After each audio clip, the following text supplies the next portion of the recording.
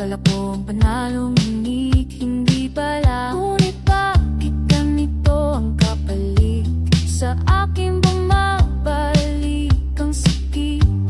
Ako nang nasa kanyang katayuan, ko nang iniyak na ikaw ang dahilan. Ako na ngayon ang nasasaktan.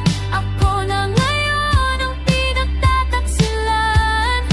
Di ko akalaing maranasan ang kirot na minsan ako ang dahilan. Pinilit mo ako at ipinaglaban, pero bakit ganito ang dulo ng kwento? Ako na ngayon ang talo. Lahat ng pangako parang wala.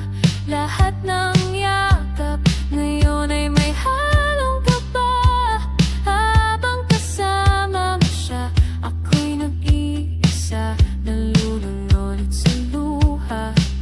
Ngunit bakit ganito ang kapalit? Sa akin bumabalik ang sakit. Ako na ang nasa kanyang katayuan, na pinanginip na ikaw ang